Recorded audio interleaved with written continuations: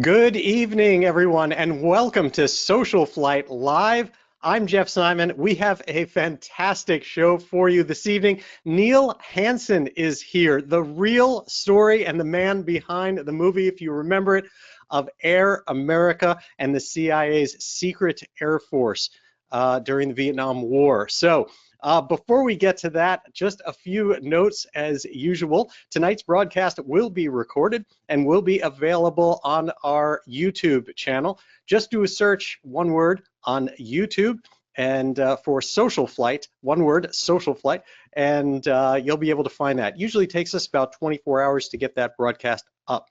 In addition to that, feel free to use the Q&A feature to post your questions during the broadcast.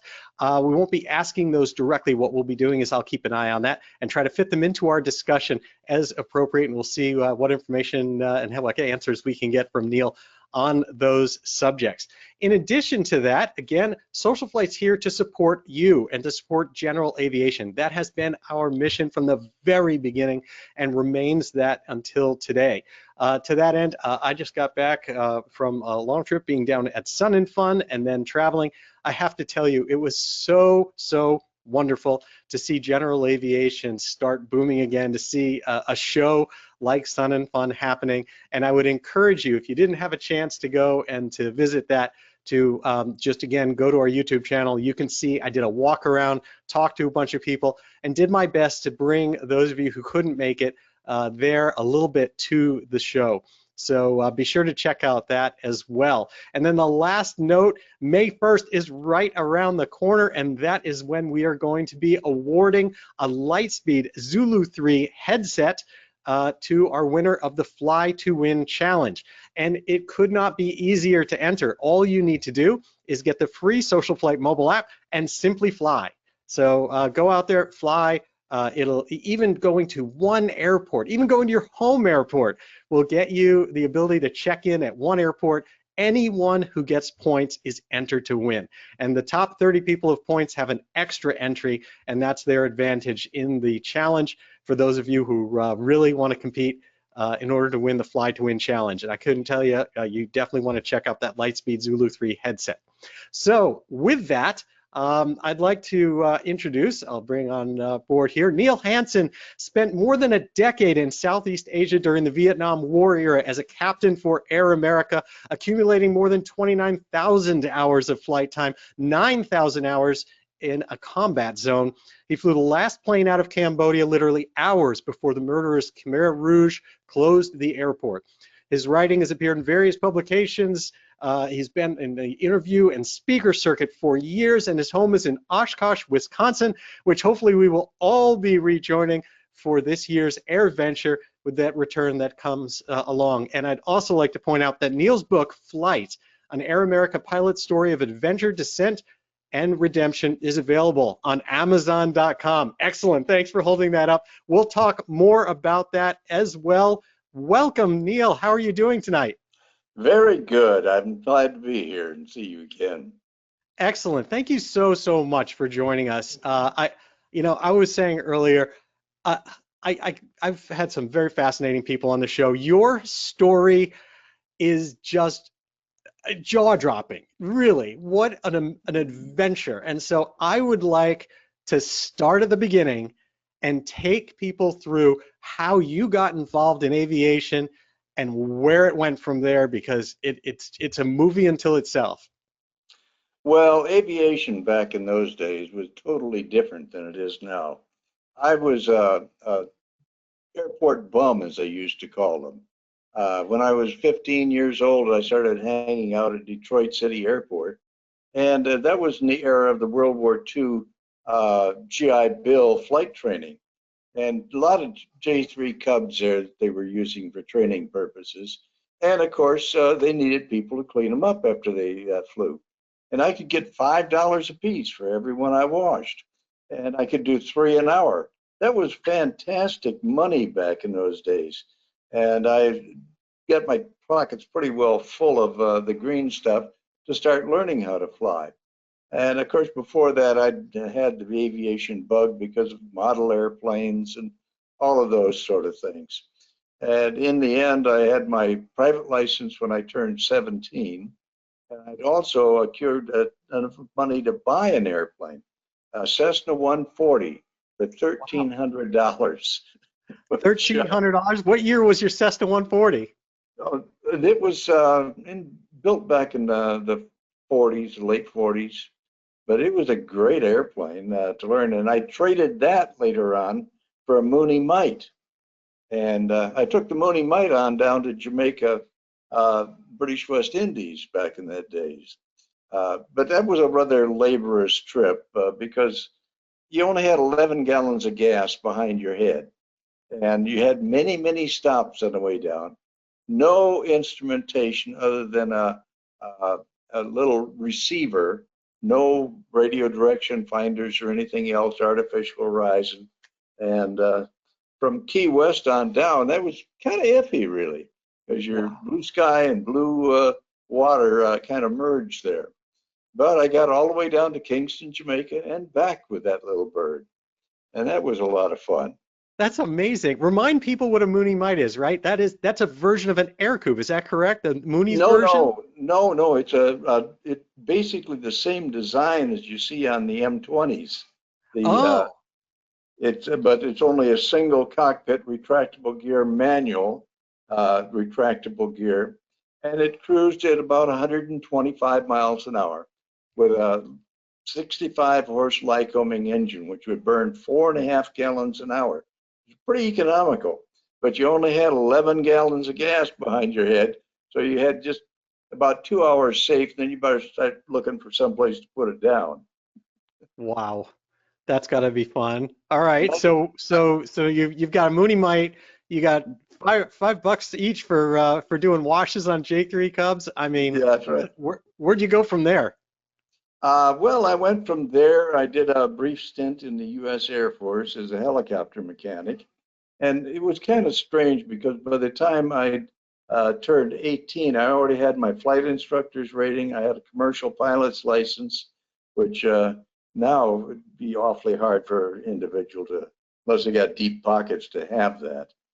And I ended up actually checking out an awful lot of the Air Force pilots in the T-34 that the Aero Club had.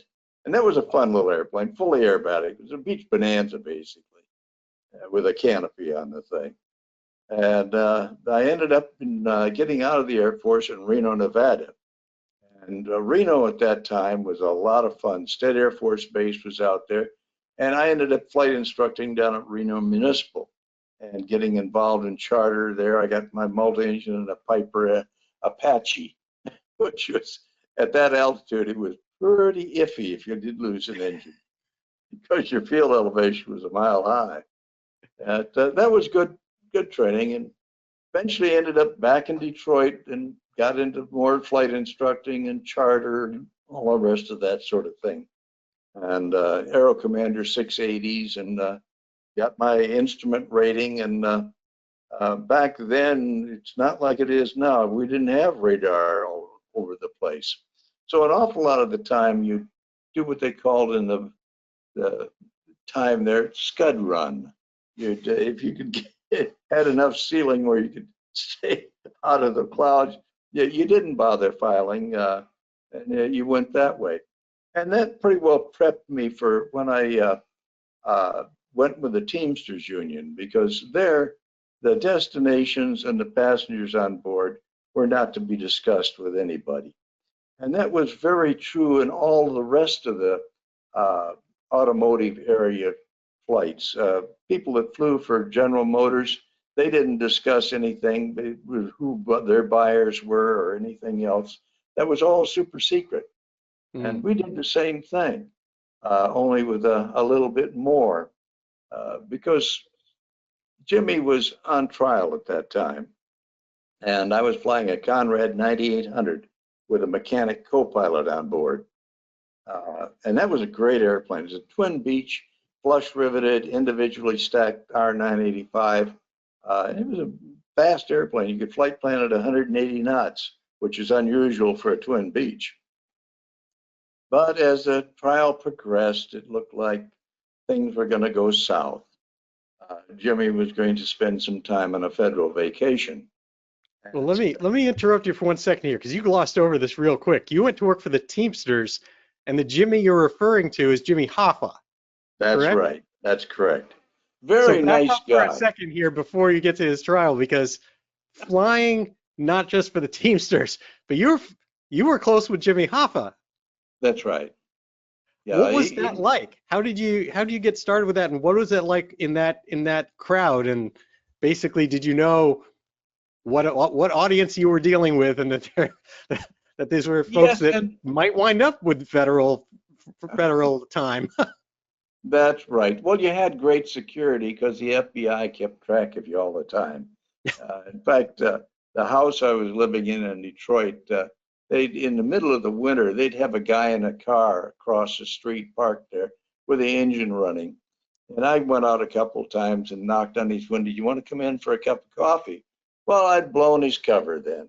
So then he'd have to get on the radio and get another guy to come out there. It was just crazy. And same thing in Chattanooga. When you'd leave the hotel, they'd follow you. And they had a habit of wearing these olive drab trench coats. And they must have got a buy on them because they all wore the same thing. And if you'd say, hey, are you following me? Oh, no, no. And they'd have to switch agents then. Was this from the very beginning when you started working for the Teamsters? Yes, yes. So as soon as you And started, and did you know when you were getting into this, like that, like this was the deal? Like, were you knew what you were getting hired for? yes, yes, I knew that there was security involved, but there was also security involved with all the major manufacturers of automobiles. Hmm. They didn't want to let out where they were going to go and what buyers they were going to see, the guys that made the upholstery and things like that. Because it was very competitive between Chrysler and Ford, and back then Nash was was in the mix there. And it was nothing unusual in that respect. What was But it? What was it like? What was Jimmy Hoffa like? he was very business oriented, and he was very personal oriented. If you were overnight somewhere, he insisted that you call home every night and maintain family contact, which I thought was really a wonderful thing. And they picked up the tab. You didn't, back then, long distance was kind of expensive. It's not like it is today. But he was a very personable individual as far as uh, your personal life and everything else. There was only one thing that was not really uh, approved is don't be caught with someone that's not your wife. He was did not like anybody doing stuff like that. He did not drink. Our bar was always stocked in the airplane, but he liked Schweppes bitter lemon, which I don't know if they even make that anymore. It was a good soda pop, and always had that on board too. But it was an interesting thing. But as it spun down and we knew that he was going to go away, uh, in any corporate job, normally when the boss leaves, everybody that's privy to all of his movements and contacts goes too. So there's no cross pollination from one regime to the other and back to the original one. And I started looking around when I was spending days in Washington, D.C. The Teamsters building there is the only non-government building on Capitol Square, Hmm. which was interesting. And from the second floor, you could look right down into Bobby Kennedy's office. And everybody had parabolic boom mics and all Yeah, the I was gonna rest say of that. that's by design. Yeah, listening to each other, which was kind of crazy. But everybody was so secretive about that sort of thing, and it was ridiculous in many ways. But I got a copy of the Washington Post there, and I saw an ad in there for pilots overseas. And I called them up, and they sent me a stock job application. I filled it out and sent it back to them. And a couple of weeks later, I was in DC, so I went ahead and called them. and H.H. Dawson answered the phone, or was referred to me. And he said, "Oh, no, we're not hiring right now." Well, this sounds like a dead horse. So I started looking around for other things. And about 3 days later, I was in Meigs Field in downtown Chicago on the lakefront there, which was now gone, regrettably. That was really a handy little strip. Oh, God, And yes. I got a call to come to the airport manager's office. And when I got there, I thought it was my passenger was going to be late again. But no, the secretary said, "Hold for a call from Mr. Dawson." And he came on the line, and instead of being a little gruff like he was before, he says, "Captain Hansen, are you still interested in working for us?" And I said, "Yeah, sounds good to me." And he says, "Well, we got a couple questions for you. Number one, can you fly good?" And I was tempted to say, "No, the wreckage is still burning," but I didn't. And then he said, "Do you drink a lot?" I thought, wow, do they really want people that drink a lot or not? And I said, "No, sir." And I said, "Well, what do you think is going to happen? Am I going to have a chance to come in for an interview?" And he said, "No, no, you're hired."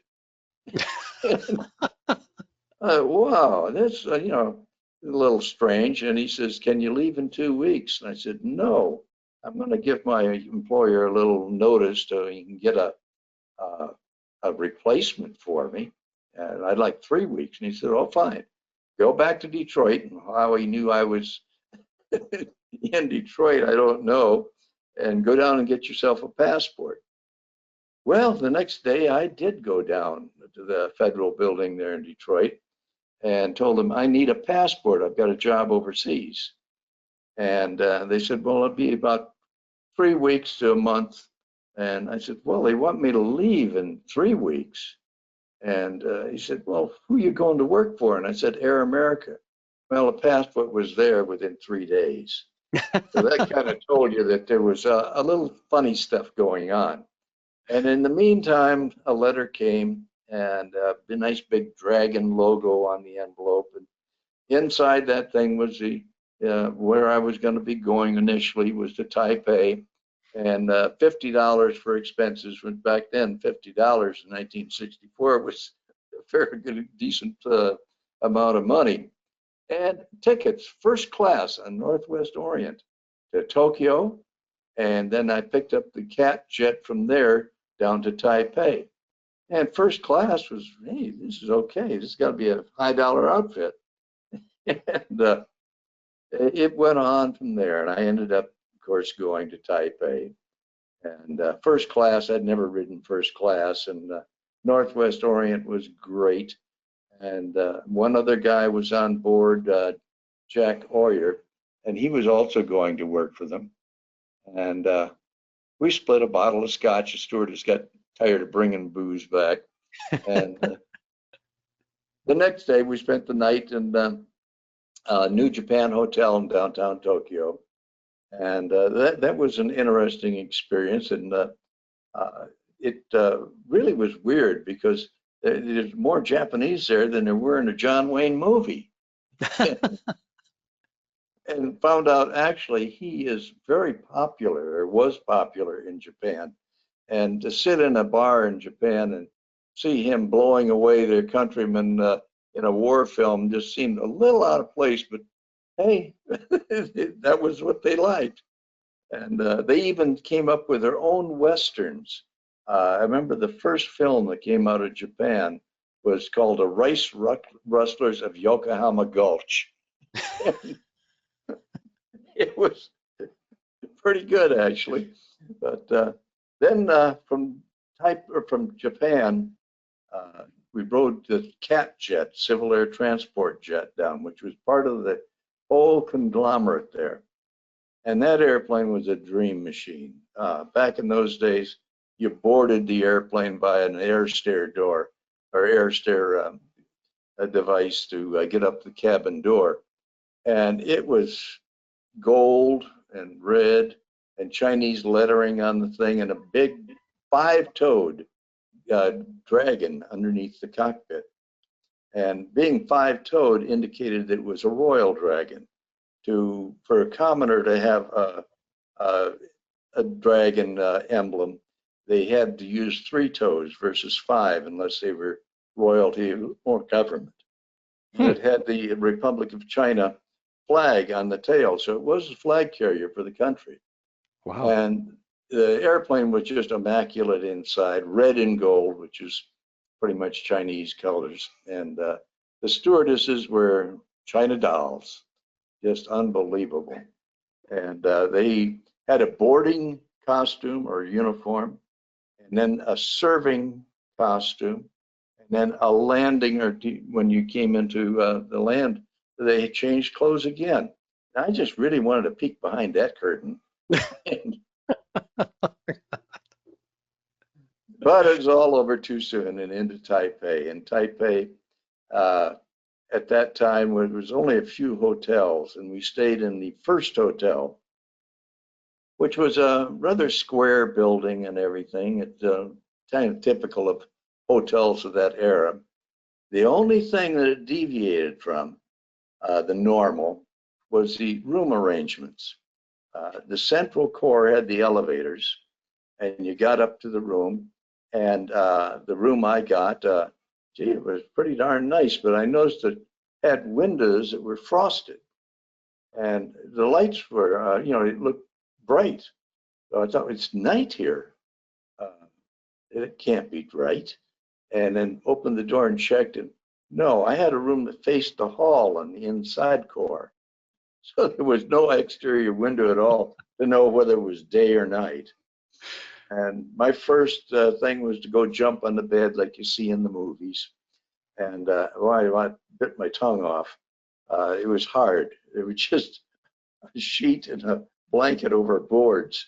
And the next thing, I went to rinse my mouth out from the taste of blood. And there was a little sign in there that said, "Not potable." What the hell does that mean? I'm not going to use it in the pot. I'm just going to use it to rinse my mouth out and drink a little water. Well, I found out in a couple of days what "not potable" meant. You did the Taipei two-step. So this was your introduction then to the Air America operation. What was it like getting going with them? It was really good. I initially got sent up to Tachikawa to fly DC-6s. Southern Air Transport Pacific Division was also part of this whole conglomerate, and flew DC-6s doing log air trips. In other words, passengers in stars and stripes. And every once in a while, you get to Okinawa at Kadena Air Force Base. They pull the 6 over to the side of the field, strip off all the bars and stars and markings on it. Just a bare aluminum airplane, which looked a little funny out there because it doesn't have any identification whatsoever. You'd come out at 1, 2 o'clock in the morning, get on board that thing, and it was loaded with high explosives. And you'd fly 10 hours down into Southeast Asia.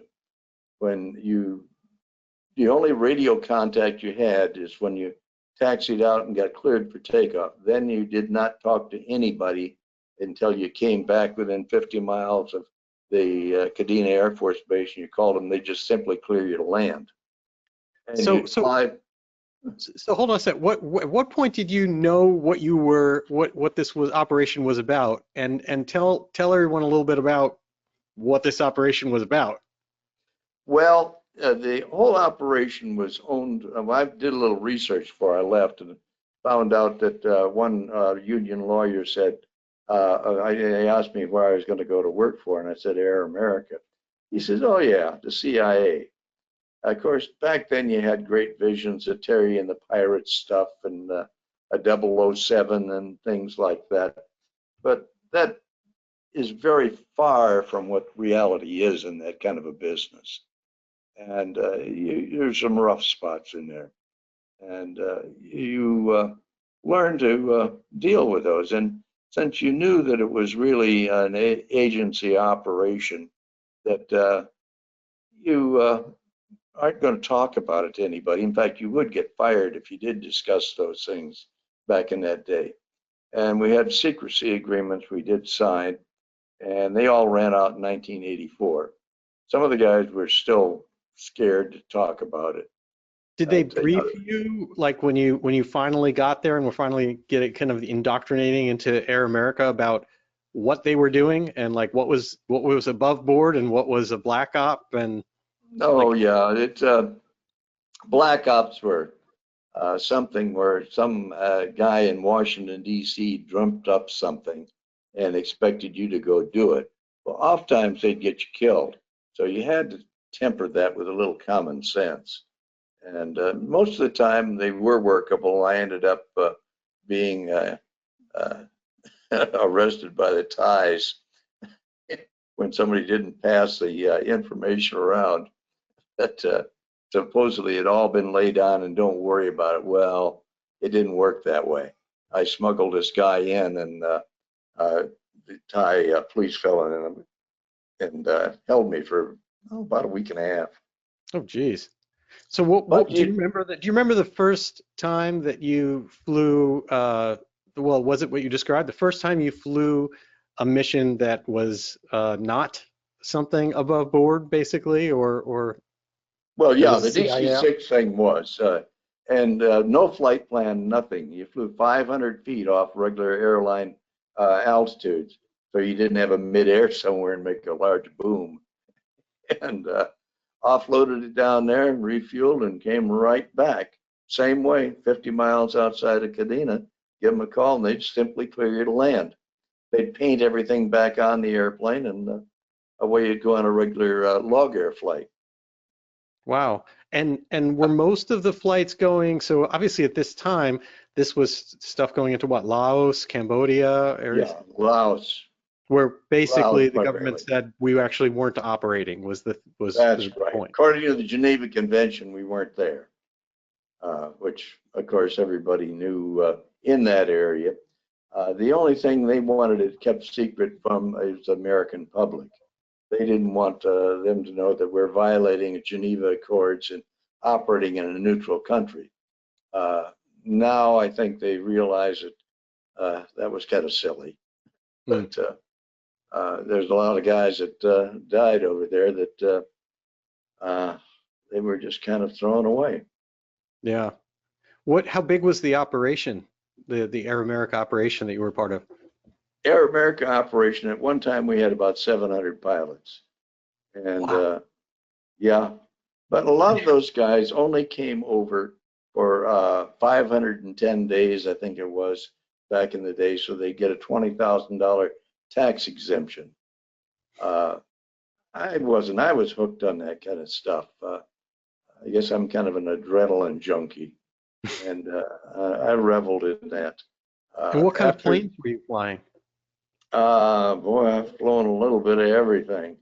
Uh, After the DC-6s, I transferred down to Saigon, and within 3 days, I was turned loose on the line as a captain.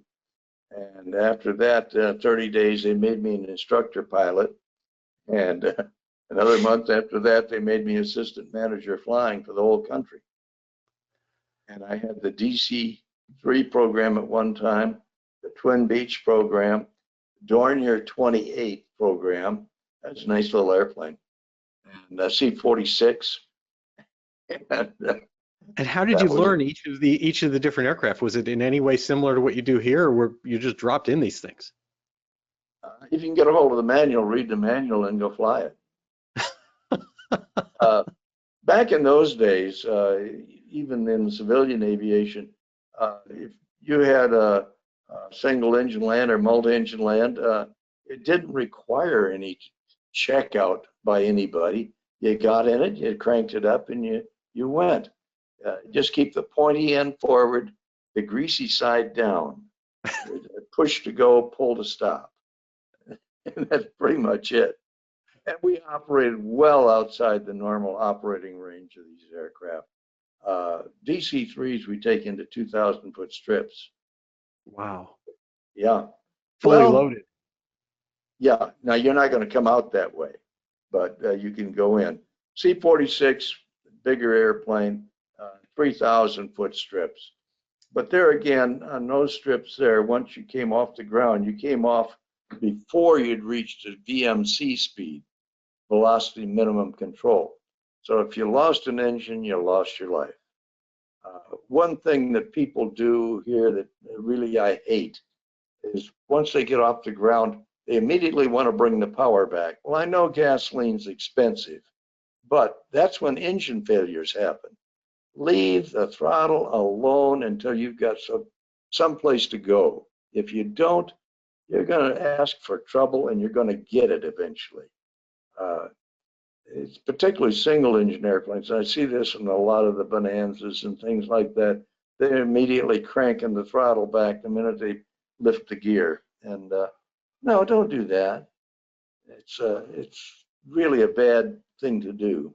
It's a very, very good point. I mean, I think in general, you're right. Like when you're in a critical operating area of flight or an operating regime of flight, you don't want to change anything. That's right. Even if you got a 10,000-foot runway, the minute you get off the ground, there's no hurry. That engine will run at full throttle for a long time.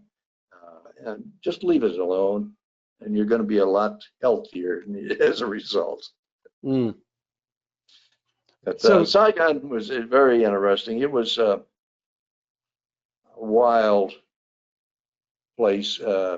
Back then, we did not have the manning for the airplanes to give people time off. My biggest month was October of 1965. I flew 180 hours in a C-46. And wow. our flight time only counted when you're off the ground. They did not turn the pay clock on until you got off the ground. And in Saigon, a lot of times you were sitting in line for takeoff for an hour or more. And that was very fatiguing. And of course, the wife I had at that time was not too crazy about that sort of stuff. But,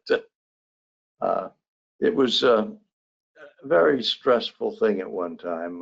One good friend I had there, Bill, he and I used to know each other back in the States. He flew for Cummings Diesel, and he got into the DC-3 program, and every once in a while we'd go out and play with the airplane on a trip. And I was going to go with him one day, but a scheduling thing messed things up, and I told Bill, I'll catch you on the next trip. And I was in my office, and the radio operator came in and said, Captain Pruner's down. And down is not a good thing. But he'd taken a round through his left leg and right arm and had the bleeding under control. The Chinese co-pilot had put the bird down in a rice paddy, and they were uninjured from the crash landing. A chopper about 20 minutes away. Thought, hey, we got to have this made. And Bill's going to be lucky. He's going to probably recuperate in Hong Kong, and I'll go up and see him. But as our chopper got there, the bad guys were in the airplane, and they started shooting at our chopper, and co-pilot in the chopper took a round through his hand. And they went over to Kanto in the Delta to get medical assistance on him. And we got some gunships from the military to go in and sanitize the area. And they did, and our other chopper went back in there. And when they came out, they said there was only 2 Asian bodies on board. And I thought, well, my God, if he's POW, this is going to be a mess. And they said that the gunships had seen a guy in an Air America uniform being led off down the dike of a rice paddy. And then a chopper came in. I went out there, and they'd been mutilated, throat slit. And in death, it's pretty hard to tell nationalities, but one of them was Bill. I'm so sorry to hear that. Yeah, that was a bad one. And since I knew Bill and I knew his wife at that time, the base manager and I went to notify her. And she took it quite well, actually, a little stoic, but wanted to see the body. And I found out later that's the best thing you can do is go ahead and let them view the body and get closure. And packed his remains in a casket and loaded it on Pan Am and loaded her on board. And we had one of our porter pilots in the States and asked him to be our representative at the funeral. And I thought, wow, okay, I think I've probably done a fairly decent job with this. But I was in the terminal at Tan Son Nhut in Saigon, and Pan Am came in, and Sandy, the guy that we'd had represent us at the funeral, but came out the cabin door, and on his arm was what I thought was Bill's wife. And I got also a nasty telegram from the head shed asking what we had done with Bill Ferner's remains. Well, we thought we'd done the right thing, but it wasn't the real wife. Oh, God. Yeah. So did you see a lot of combat yourself? Oh yeah, you saw that. You're flying in a war zone. So and the bad part about that was everybody was operating on different frequencies. The Army was on FM with the choppers. The Air Force was on UHF. And what the Marines were on, I have absolutely no idea. But we were on VHF.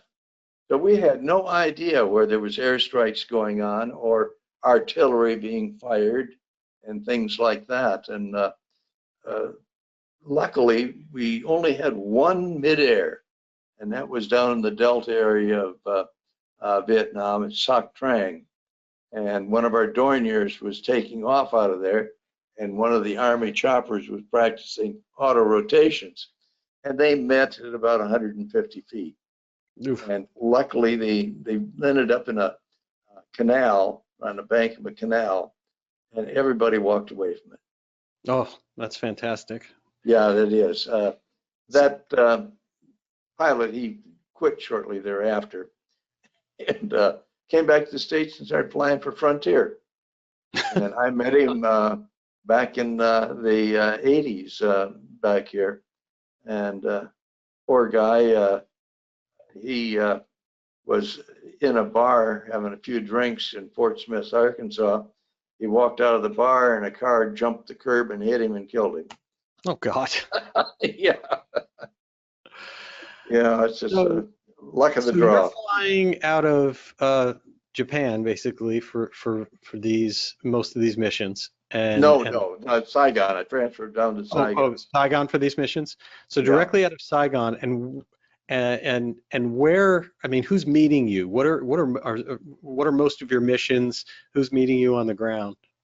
Usually a case officer or USAID people, and those things were weird. And all of them had code names, more or less, and things like that. Laos was even worse as far as the code names and not using their real names. And you'd go up to like Ban Me Tuot and fly out of there for the day and under their direction because they had people and supplies to move around. And one I was working up out of Ban Me Tuot, which is in the Central Highlands. And at the end of the day, I got a call from over the radio to go to Nha Trang and pick up a guy there. Well, it was the last flight of the day, and it's getting late. And I got down to Nha Trang. And when I got there, Hatcher James was a customer there. He said, well, there's another little problem. You've got to take this one guy and drop him off at Ham Tan, which is a dirt strip down the coast. Well, it's going to be twilight or something else by that time. And he says, I've also got a lady and a young girl that are going to need to be in Saigon. The young girl is being adopted by Raymond Burr, the old Ironside series. And You're going to have to drop them off down there. Well, by the time all of this got organized and we got them on board, it was dark. I got down to Hamtan, and there was a Special Forces A team there, and it's about a 2,000-foot dirt strip. And I buzzed them, and they sent Jeeps out to the strip, and had them park the Jeeps on either end so I could see the ends of the strip, and it's raining pretty hard. And landed there and came to a stop without hitting the Jeep on the wrong end, and offloaded this guy for them, and back into the air again, and shot an ILS into Saigon, and dropped off that young gal and her escort. And I hope they made it back to the States. Never did hear how she made out later on. Well, we'll have to look up and see if Raymond Burr adopted a Yeah, he young did girl from adopt Saigon, and see how that worked out. What was from the Vietnam. strangest of all of the missions that you flew? In Vietnam, not really an awful lot other than some misdirections of the customer. One, I smuggled a guy out of Vietnam and into Thailand, and that was all supposed to be laid on. Don't worry about it. Well, hey, when they say that, you know there's trouble out there.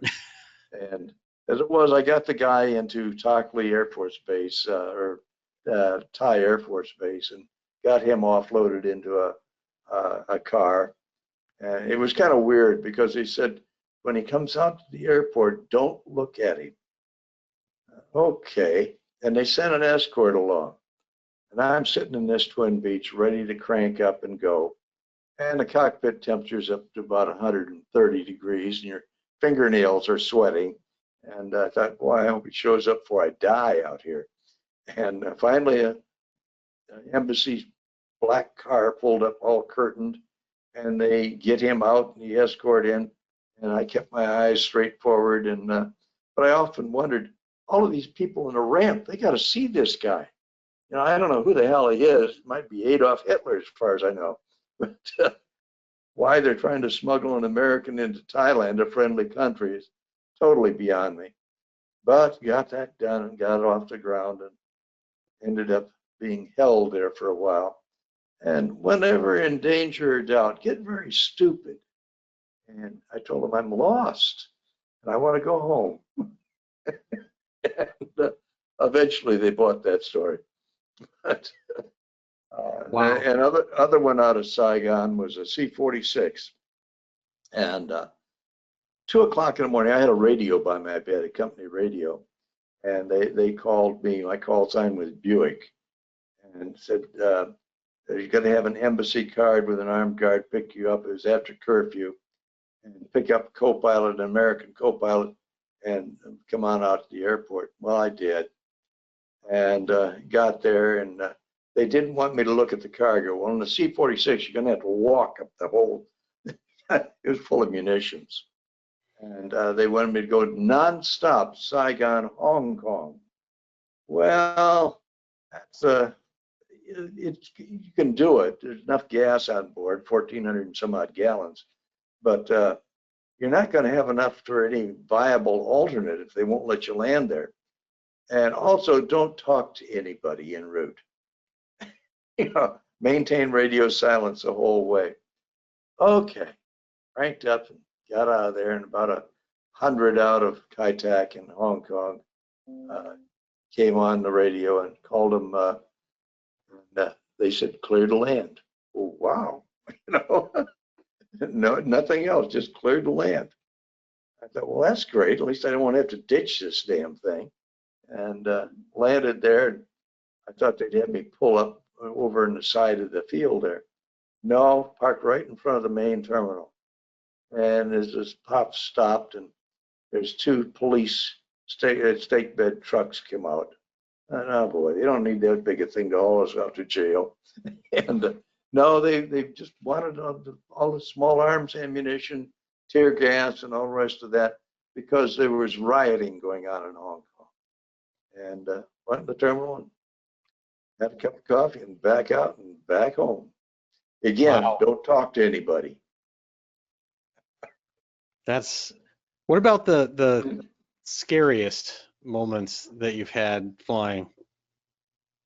Perhaps they're in Laos. I transferred up to Laos in 1969, and I didn't want to be an assistant manager flying anymore. I wanted to go back and just fly the line, not have to babysit all of these guys. And got up there and I started flying C-123s.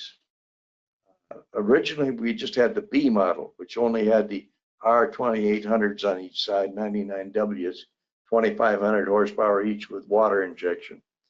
And that was a good airplane. But you got a good look at the trees at the end of the strip. When they hung the jets on it, they made a rocket ship out of it. It was really great. And it was fantastic for airdropping. I loved airdropping because most of the time you did airdrop in Laos because the strips were either too small or the enemy was too close.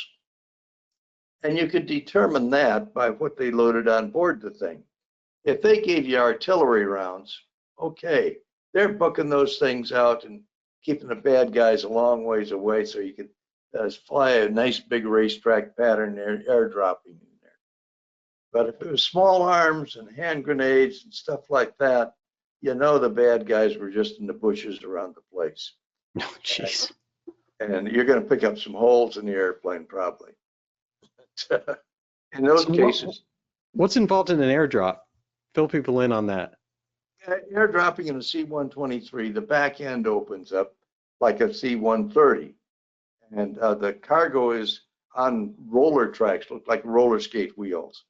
And there's two sets of those tracks with big, heavy cables above them that the chute gets clipped onto. And it goes off the edge of the ramp. The static line will pull the chute out of the bag. The only thing is the load masters in the back, which got an awful job really, are in control of that. I can control the co-pilot by hitting him on the back of the head. But those guys you can't, so you had to trust them. And they were really very good. We had a number of really good load masters, both Thai and American. In fact, one of the load masters we had, Gene Hassenfuss, just lives up here in Marionette, and he's a real good guy. But what altitude are you at when you do this?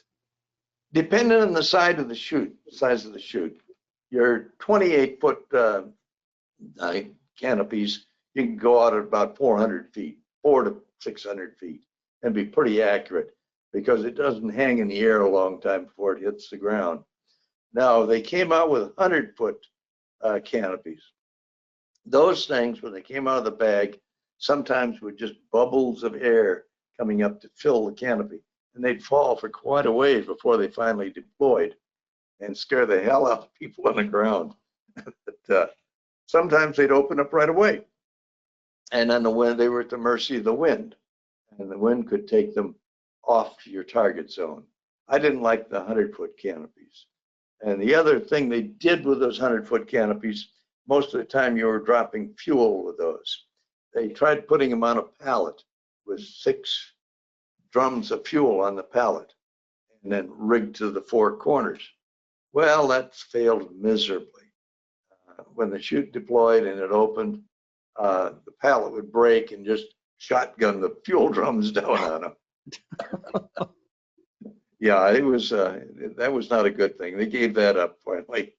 But and occasionally we dropped rice, and that was free fall, and that was a lot of fun. I loved that. You'd have 1,200 pounds of rice on a pallet, and when it'd go out the back end of the airplane, all the bags would come off the pallet. Now these 100-kilo bags only had 40 kilos of rice in them, and they were double bagged so that they wouldn't break when they hit. And you'd put those out at 800 feet, 105 knots. And that gives time for the load to decelerate due to air resistance and fall the last little bit flat and wouldn't break the bags open. And all of those things were a lot of No, fun. no shoots at all. You told a story also about some of kind of your thoughts on the follies of that era and some of the things that of kind of not respecting the cultures of the population, some of the things that you saw happen with food, with other things that were done. Tell me a little bit Mhm. about that. Okay, the culture, some people would keep away from their culture and not eat the local food and the rest of that. I didn't. I figured if I ever get down in the boonies, I better be able to survive on the local fare. And I went what you might call native. I'd eat out in the local noodle stands and the rest of that. And boy, some of it's really good. There was one place in Vientiane called Tung An, which was a kind of a wooden fire trap restaurant, but they had the best braised pigeon I've ever had in my life. And There's a phrase you don't hear too often. yeah, actually, squab, as it was called back in the 40s and 50s, was available in some restaurants in America. But here they cooked it perfect. And they also served it with a head. And the little brain that's encased in that paper thin skull is delicious. Oh God, wow. But Now, it's great. and what about the things like I remember you saying something about the U.S. trying to like deliver food there and not being very sensitive to local cultures. Oh, yeah, they did that in Vietnam. They thought that bulgur wheat would be a great benefit to the nutritional value of the Asians and be wonderful stuff.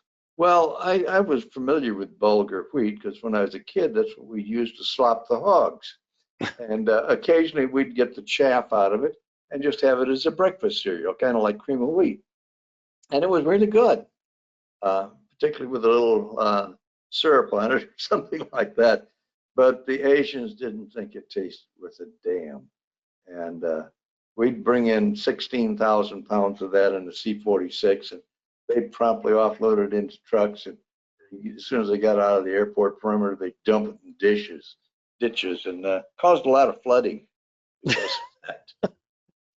Your food But donation has caused much flooding in the country. oh, oh yeah, it was a total fiasco. But there again, that was something that somebody in D.C. thought that they'd uh, help the country with. But I also suspect that maybe there was a wheat growers lobbyist that was there with a little green Probably. stuff. Yeah, it probably was. It's just like after the Tet Offensive, they airlifted in 100 tons of wartime supplies into Kanto and the Delta in C-130s, emergency wartime supplies. It was 100 tons of real fresh chocolate milk. Oh God. And I had chocolate milk around the house for a long time as they were just throwing it away. The only thing is with the Asians, the chocolate milk would give them diarrhea. So they weren't interested in the chocolate milk at that time. Oh, God. So We did some, when the movie Air America came out, and I mean, what were your thoughts on that? And what any ties to well, reality at all? Like what? oh Tell me about yeah. that. Yeah, there was some really good flying scenes in the thing. And John Askow, the screenwriter and executive producer, did a real good job. But of course, you've got to give it a Hollywood twist with bang, bang, shoot 'em up and all the rest of this. You can't go on the mundane stuff that did happen everyone, uh, quite a bit of the time, or you're just doing a milk run or stuff like that, carrying troops. And John and I talked a lot about that stuff, and he used some of my things like coloring book routine. I do with new co-pilots, get off the ground, tell him hold his heading, and I'd pull out a coloring book and crayons. And one of our load masters, he got in on that deal too, and he said, "Hey, can I color too?" And I said, "Yeah, but last time you didn't stay within the lines." and that would kind of destroy their confidence in who was in the left seat. Or on short final in a short strip, they, oh my God, and That's see funny. what his reaction was. But I did that for a purpose. I wanted to see what their reaction would be to the unusual. And if this freaked them out and sent them home, I'd probably saved their life. Uh, you had to be prepared to deal with the unusual. If you didn't, you're going to be toast. Mm. You're not going to be able to handle it psychologically or mentally very well. And I don't need you then. Go home. It sounds like you guys were constantly making error, those critical go no go decisions on every aspect of a flight, and things would be left up to you as a pilot that probably weren't left up to regular military pilots in many cases. That's true, because fueling and all the rest of that and loading was basically the loadmaster's job about the loading of the airplane. But the fueling and the flight planning and everything else, in Laos, we had no nav aids. There were no VORs or anything like that. Everything was time, distance, geometry problem. And we lost a couple birds due to that, 123s, due to the winds aloft. We had no accurate weather reporting or winds aloft reports. And they had an 80-knot crosswind and blew them up into the area where there was radar-controlled Chinese guns, and they got nailed. We just got the remains of one of that shoot-downs back last year. And, wow. The other one we still haven't. You've also talked to me about some of the maintenance crews and some of the amazing work that people were able to do there. Oh, yes. Yeah, the maintenance facility in Taiwan, they could do anything. They build engine cowlings from a sheet of aluminum. They just sit there and hammer it out, and it'd be absolutely immaculate. The Helio Couriers, which were a single engine Stoll bird we had, there was only two kinds of Helio pilots. Ones that have crashed one and one that are going to crash one. And if we could salvage the data plate out of that, they'd build a whole airplane. Helio Courier got very upset about that, but legally, we were only repairing from the data plate up. That's funny. That is true, right? The data plate's the whole plane. That's right. Everything else is repairable. That's right. That's absolutely that's really amazing. And when did your time end there overseas? 1975. But Air America left Laos and that area in 1973, and they moved everybody down to Saigon for a while. Prior to that, in 1972, December, I had a flight down to southern Laos around Pak Se and the Plateau de Boulevard with the 123. It was a real iffy area because the Ho Chi Minh Trail ran right through there. And I was airdropping to two fire bases that were harassing that trail, which the bad guys didn't like very much either. And the cargo was small arms stuff, claymore mines, and things like that. So you know you're going to be in a hot zone all the way down. And coming into a hot area, I approached it differently than a lot of guys did. Some would come overhead and spiral down. Well, all that does is alert everybody in the neighborhood that, hey, here comes a target. I'd go in low and fast, pull up, drop, and get the hell out. This one, I knew it was going to be bad. And the customer, they had code names, Tall Man and Gray Fox. When I got briefed on it, he said, there's really no problem, sir. The choppers will be going in and bringing out the wounded first. Well, if they're going in there and getting wounded out, the bad guy's got to be around here somewhere. And the first one I went into, and yeah, dropped down and dropped, no problem. And the other site was only about 12 miles away. So I told the guys in the back, two Thai kickers, Sampop and Buma, that don't close it up, just leave it opened up, and I'll just overhead this next one and we'll drop and we'll go home. And when I got overhead, the little guy in the ground said, big bird, AAA, AAA, get out of here. Well, you tend to believe the guy. And so brought the jets up to 100% and jinked on the way out. And asked the little guy in the ground, where's the gun? And he says, I no. And I asked the loadmasters in the back, what did you see? And they said red balls went by the tail. Oh, geez. Well, red balls are 37 millimeter or bigger anti-aircraft weapon.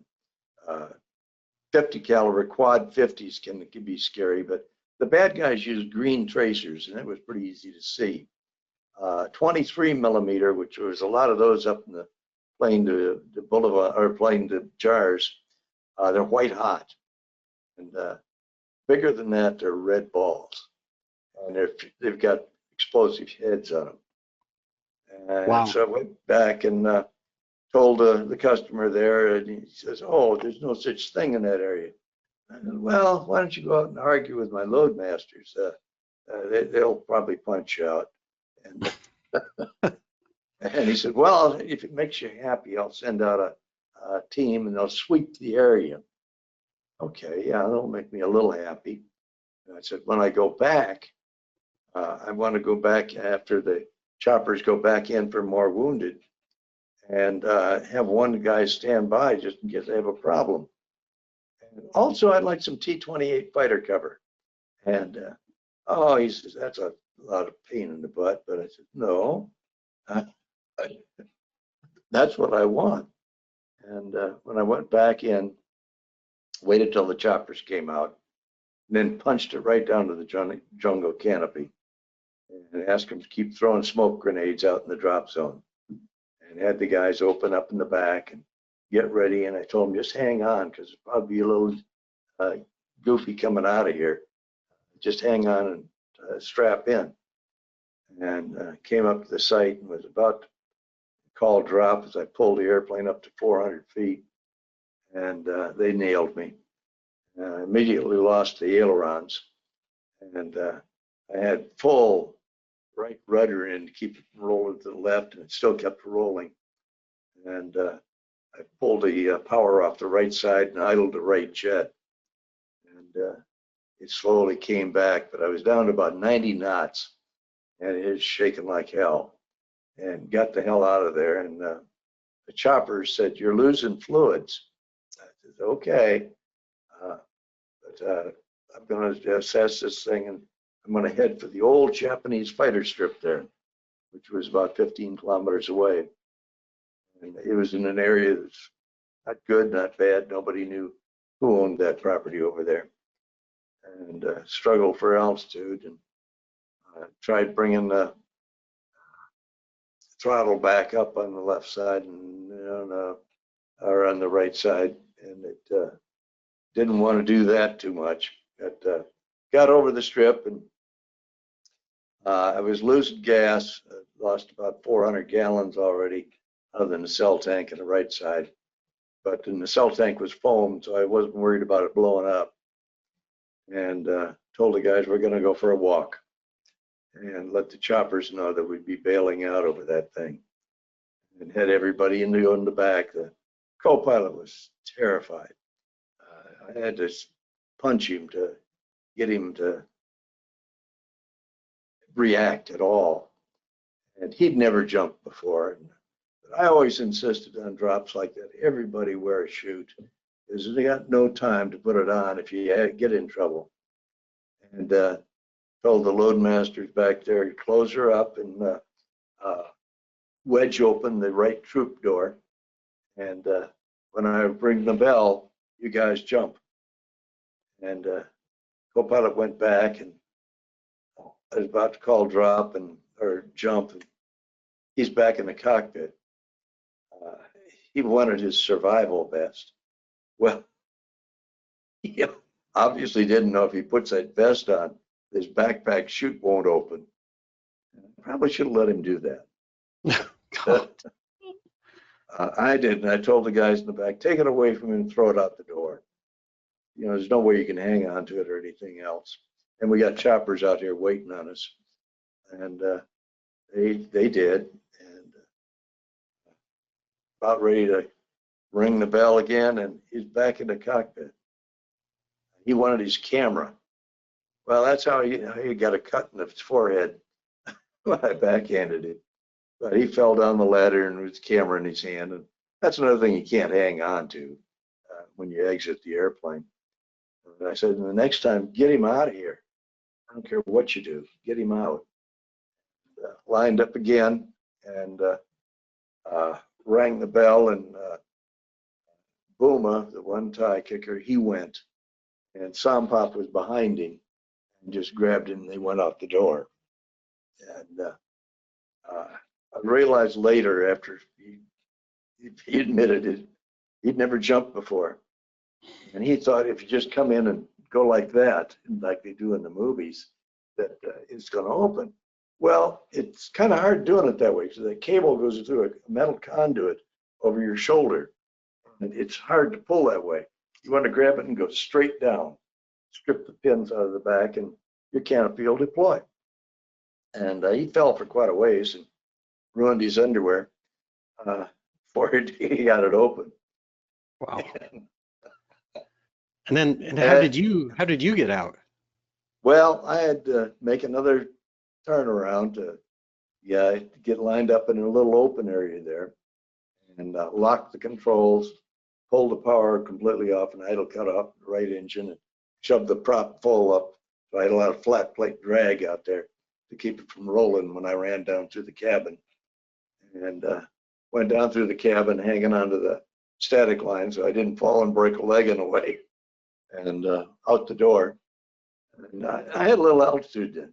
I figured I could free fall for a couple thousand feet and maybe get closer to the DZ by going full delta and making a little tracks that way. And when I did pull, boy, that was a rough opening. I had blood blisters and crotch straps and bites out of my shoulder blades, and ended up in a little bitty clearing. Well, I could hear a chopper coming for me. And there was a little clearing there, and I ran over into that, and it looked like he was going to try to land there. Well, I knew it was too small, and his tail rotor chopped up a bunch of branches and showered them all into me. And I thought, well, you fall on me and kill me, I'm going to really be mad. And he dropped the sling, and I rode that up, and he had wounded in the cabin. And a little guy in the canvas seat across from me, he had a bloody arm bandage and a puddle of vomit between his boots. I kind of knew how he felt. But we started shaking pretty bad, so we went down on the Japanese strip and rolled to a stop. And Bob Thoreau came out of the cockpit and said he called, and there's another chopper heading back for us. Well, we sat down on the elephant grass, and other chopper came in and landed about 100 meters or 200 meters away from us. Damn, we got to carry the wounded over there. And when he did, found out the reason he did that, he says, from what we know, you're in a minefield over there. But they couldn't have been very good mines. But anyways, he was full with all the wounded, so I had to wait for another chopper. And the other chopper came, got on board him, and as they left, I gave the bad guys a one-finger salute. And we got to the edge of the Plateau de Volevans, which is a high mesa, and he ran out of gas.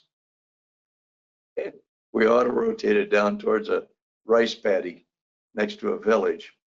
Didn't know if it was good guys or bad guys, but there was kids out there and dogs and stuff, so probably good guys. That is, we rounded out one of our H-34Ts, S-58, pulled up alongside. He still had gun mounts on it. He'd been down in Cambodia. He gave me a ride the rest of the way. Wow. What an incredible tale. What an incredible tale. Hey, I don't want to finish tonight without making sure that we also talk about something that's very, very, very important, and that is recognition for all of these pilots. Right. Locally, And not just pilots, but everyone who participated in Air America that, as I understand it, is currently not recognized. That's right. Our secrecy agreements ran out in 1984, but everybody was kind of leery about talking about it. They thought they'd sick the IRS on you or something like that. But I've been doing a lot of public speaking. And Congressman Glenn Grothman was in one of the audiences here in Wisconsin. And he said he didn't ever heard about this. And he finally took a briefing from me and read the book and all the rest of that. And he started a bill in the Congress, and there's one also in the Senate, and they're both worded the same. Now, whether they go through or not, we're not a big voting group because there's hardly any of us left alive. But it'd be awfully nice if it did happen. Yeah, I mean, anybody that's got a congressman. So, I mean, to clarify for everyone who was involved in this operation that was not legally, I guess, part of the CIA or part of the military didn't get any benefits, didn't get any recognition, doesn't have any family benefits, any of this. And so, for anyone who does have the opportunity to write your congressman or senator about this, look into the issue, because voices are that make the difference. And for those folks like Neil that are still around, and the families of those who aren't, recognition and any benefits that go with it, healthcare, et cetera, for anyone that served their country in this manner, I think is very, very important. And so I'd encourage everyone to do that and to take part in that. And with that, Neil, I'd also like, if you could hold that book up again, to tell people about your book. Yes, this is about the 11 years I spent over there, not only with Air America, but also as an independent down in Cambodia, and had the opportunity to fly the last airplane out of Cambodia as the Khmer Rouge took over. The airplane on there is a C-120 To clarify, the book is Flight, an Air America pilot's story of adventure, descent, and redemption. It is available on Amazon.com, Flight, and that is from Neil Hansen. Neil, thank you so much for taking time this evening to join us here on SocialFlight Live. You're welcome. I appreciate all your efforts, and the more noise we make, the better our chances are. It really is. It's a fascinating story. Thank you so much for your service, and to all of those who either gave the ultimate sacrifice or live today and were able to make it back to their families and serving their country. I really do appreciate it. And to all of you who have taken time out of your evening to join us here for another edition of SocialFlight Live, thank you as well. We will be back next Tuesday with Elliot Seguin to talk about flight testing, including flight testing your aircraft and what you need to know about flight testing your aircraft after maintenance or at any given time. And so there's going to be tons and tons to learn for the average general aviation pilot. The following Tuesday, on May 11th, the pilots of CAL FIRE, California's fire department for aerial firefighting, will be here as well. And then on the 18th, it's another night with Mike Bush. Again, thank you so much to Neil and to everyone else who's joined us this evening on SocialFlight Live. And I wish you all blue skies.